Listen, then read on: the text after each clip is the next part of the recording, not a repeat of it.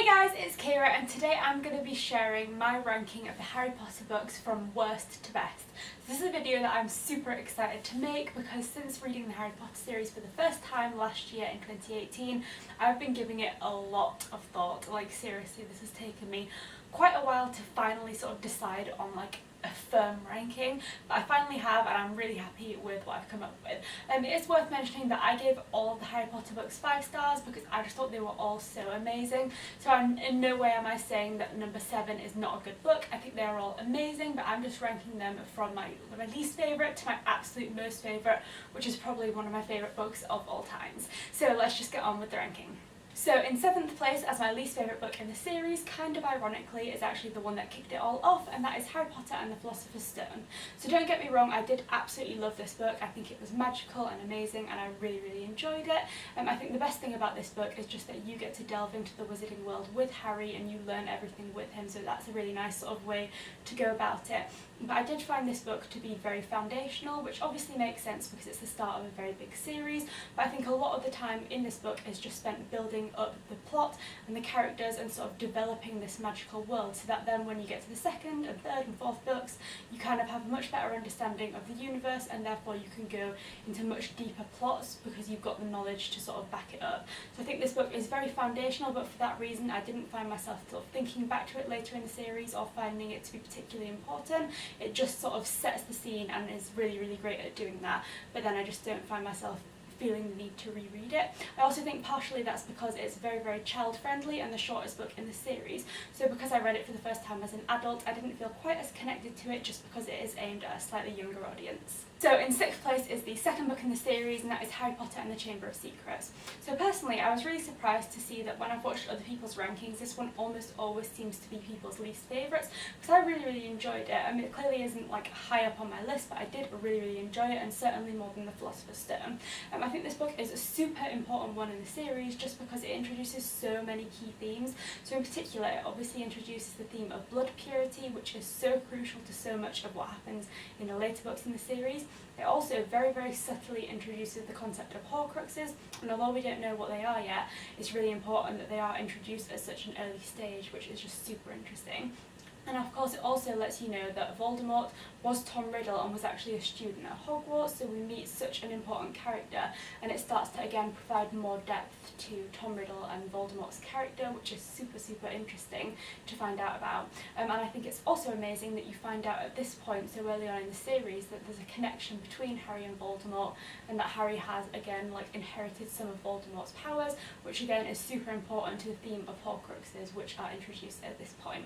So I think that's really important. You also meet some really interesting and important characters like Lucius Malfoy and Dobby, and I just think it's a really pivotal story that ends up being so connected to some of the later books in the series. So yeah, I really enjoyed it and I think it was very important, but the reason it comes so far down on my ranking is just because, like the Philosopher's Stone, I found that it was aimed at a slightly younger audience, and so because I read it as an adult, I definitely found that it wasn't quite as enjoyable as some of the later ones in the series that were a little bit more mature in their writing style. So moving a lot further along in the series, in 5th place for me is Harry Potter and the Order of the Phoenix, which I did find to be a really interesting book. Some of my favourite things about this one were seeing a lot more development of Harry's relationship with Sirius, because Sirius is one of my favourite characters, but along with that comes one of those bittersweet things because Sirius's death for me is probably the worst death in the series. I found it to be so devastating and it was just really sad to read about.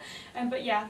it was great to see that relationship develop. On the sort of like flip side, it was also really difficult but interesting to read about Harry's struggles with his relationship with Dumbledore, because he's kind of being sort of blanked by him, and that is really difficult to read but really crucial to the story. And the thing that I think brings this book down in the ranking for me is of course the fact that Umbridge is the key character in this book, and I think for me anyway what she represents is the fact that Harry's relationship with the Ministry has completely changed since Cedric's death, and the Ministry is now very corrupt, and I think Umbridge does a great job of displaying that. However, I feel like at some points her character is just a bit long-winded. I don't disagree that she's a really well developed character, because she definitely is, but I think at some points it just kind of goes on a little bit too long in making that point about the Ministry's corruption, because it's obviously very clear that they are corrupt, and so it doesn't need to be quite as long as it is, and I think sometimes it takes a little bit too long to kind of get to the action. But when it does get to the action, it's super interesting, and like I say, this is an amazing book in terms of like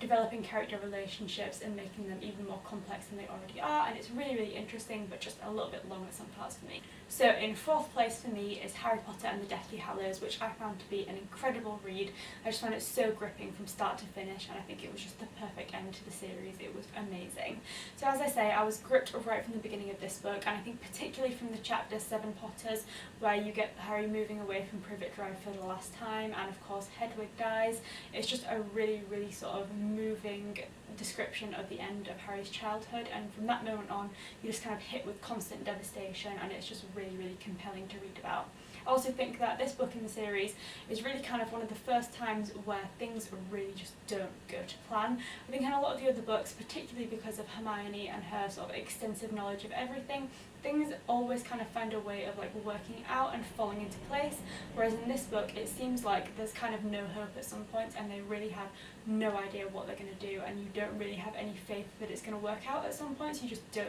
you can't see how it can work out, so that's really, really interesting. And again, going with sort of the end of Harry's childhood is really, really moving and just really, really intriguing to read about. I think another thing about this book is it's the first time that you're away from Hogwarts for a significant amount of the book, which is again really, really interesting and shows like a definite shift in how things are going for the characters.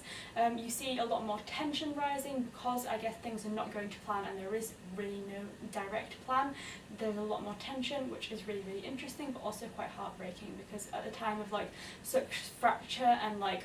just like devastation, you want these characters to sort of find hope within each other, but even that seems to be failing, so it's a really, really hard read at some points, but really, really compelling as well.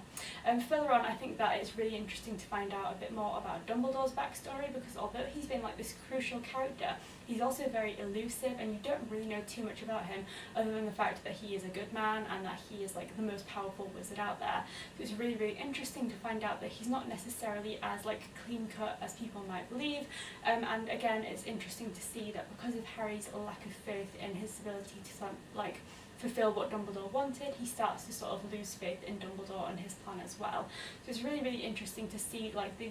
various like waves of emotion that the characters go through and the different sort of feelings they have in relation to like hope and sort of loss of hope, because it's a constant sort of roller coaster throughout this book. I think it was super interesting. Again, you get hit by so many terrible deaths, particularly Lupin was another really sad one for me, but I just think this book was incredible. Of course the 19 Years Later bit was really, really lovely as well, but I think this book just does such a great job of sort of balancing action with like thought-provoking content, and it's just really, really amazing, and I just absolutely loved it. So we are on to my top 3, and for me it was actually really, really hard to pick between the second and third position. My number 1 was definitely always going to be the number 1, but it was really hard to differentiate between second and third place just because I enjoyed both so much and I really couldn't like bring myself to pick between the two of them. But after some very considered thought, I ended up going for Harry Potter and the Prisoner of Azkaban as my third favourite Harry Potter book. So for me, this is such an important book in the series because, as I said, the first 2 in the series were very, very child-oriented, whereas I found that this book definitely managed to take a slightly more grown-up approach to the story and just had a much darker feel right throughout. I think obviously because of the very, very early addition of the Dementors to the story, you get this very, very like ominous overtone right throughout, and you can definitely feel like chilling presence that the Dementors bring to the story, which is really, really interesting. And of course you've also got this belief right throughout that someone who has escaped from Azkaban is coming after Harry and wants to murder him. So right throughout you've also got this mystery about who Sirius really is and why he wants to go after Harry. So that was really, really interesting, but I also think just the addition of Sirius and Lupin's characters to the book was so amazing because they are 2 of my absolute favourite characters. So getting their backstory and the Marauders' backstory was just incredible, and I loved it so much. I also think that obviously as it becomes clearer who Sirius is, the fact that Harry then feels like he has this connection to Sirius and Lupin because they knew his parents, he kind of finally feels like he has this like family connection, which is really nice, and in a book that generally feels very, very dark, it's nice to have that like positive light sort of permeating through at the end. So that was really nice, and of course one of the most amazing things about this book is the major plot twist that Scabbers is actually Peter Pettigrew and he was the one that gave up Harry's parents. Like, mind blown plot twist, like it was incredible, and I just loved this book so much. So on to second place, which for me is Harry Potter and the Half-Blood Prince, which I found to be such an intriguing story. So for me, what makes this book so interesting is the fact that you get the backstory of the Gaunt family and of course of Tom Riddle and how he came to become Lord Voldemort, which is just so interesting. And I think through finding out his backstory, you see a lot of parallels between him and Harry, and it's so interesting to then see, of course, that they go down such different paths, which is really, really interesting. I think it's just amazing to be able to see Tom Riddle from such a young age and see him develop into what becomes Lord Voldemort, because it's just really, really intriguing to see his mind develop in such a dark way, and it's just really, really like compelling to read about. It's also really interesting to see Slughorn throughout the book, and particularly in the like Felix Felicis scene, where you get to sort of read about how he actually was one of the sort of key reasons that Voldemort ended up doing what he did, because he gave him that key piece of information. So that's really, really interesting. And I think a lot of the times in Harry Potter there are characters who are either good or they are evil, whereas with Slughorn and some of the other characters that you meet throughout this book, you get much more of a moral grey, which is really, really interesting, because actually in real life you are more likely to come across grey people versus like good or bad. So it's really, really interesting to see that although he didn't have evil intentions, he also didn't prevent something evil from happening, and that was just really, really intriguing to see. The other things that made this book so interesting for me were seeing the development of Harry and Dumbledore's relationship, particularly sort of through the way that Dumbledore reveals Tom Riddle's backstory to Harry, which is really, really important for the following book. And finally, I also thought it was amazing to see more of Draco, because this book is obviously really integral to him as well as to Harry. And I think it's really interesting to see them as parallels, which is how I choose to look at them anyway, because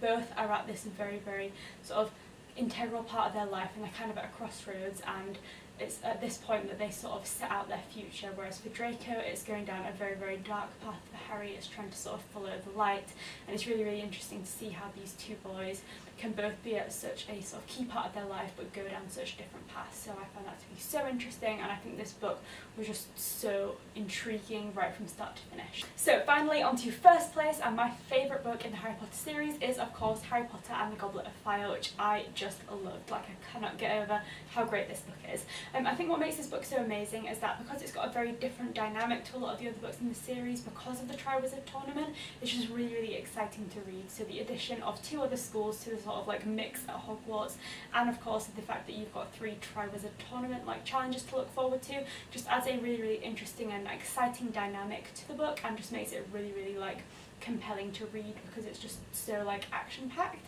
But additionally, I also just found that this book was an incredible turning point in the series. Obviously I already said that Harry Potter and the Prisoner of Azkaban definitely sort of took a slightly darker turn, but for me this is the turning point in the series, where of course Lord Voldemort returns, and for that reason Harry has to suddenly grow up a lot faster than he normally would have, and has to start sort of thinking about his future and taking responsibility not only for himself but for potentially the entire wizarding world. So it's a massive turning point in the series, and it just suddenly takes a much darker and more adult turn that is just really, really interesting. But then on a slightly lighter note, some of the things that I really enjoyed about this book were of course the addition of Dobby and his role in the series, because I just think Dobby is an amazing character, and he's really, really important to Harry in terms of the fact that he helps save him a lot of times. So it's really, really interesting to see Dobby, and I just think he's great comedic relief throughout the book. I also thought Winky and all of the other house elves were amazing, and it was great to see Hermione start to spew and start sort of sticking up for the rights of house elves, even though the house elves don't really want her help.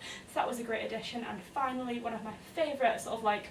fun side characters to the series was Pigwidgeon, Ron's owl, who I just think is super cute and a great fun addition to the series.